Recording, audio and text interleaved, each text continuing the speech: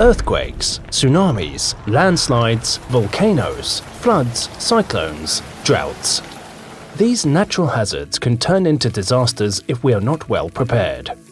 Over the last 20 years, disasters have claimed more than 1.35 million lives and displaced around 4 billion people from their homes.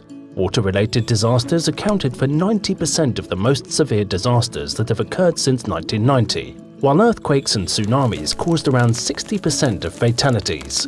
UNESCO supports its member states in building more resilient societies through the implementation of international agreements such as the Sendai Framework for Disaster Risk Reduction and the 2030 Sustainable Development Agenda. UNESCO's efforts in disaster risk reduction particularly contribute to its global priorities, Africa and small island developing states.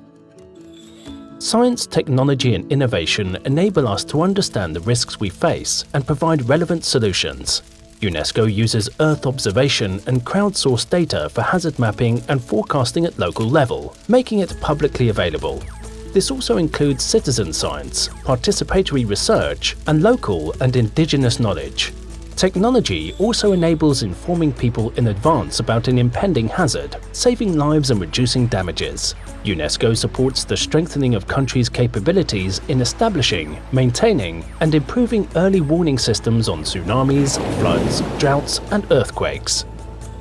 During earthquakes, collapsing structures are responsible for 80% of casualties. This is why UNESCO supports countries with better building codes and building control policies in order to ensure safer construction. School buildings are particularly important so that learning continuity is assured and children are protected from disaster risk.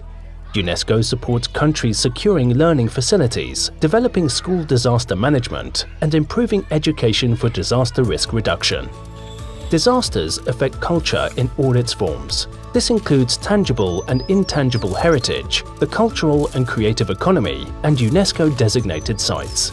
However, all of these can also be used as a tool to address the underlying risk drivers and to support societies in preparing and responding for the impacts of disasters. Hazards are common in the natural world. UNESCO promotes the use of nature-based solutions, such as investing in soil and habitat restoration to reduce disaster risk and facilitate recovery.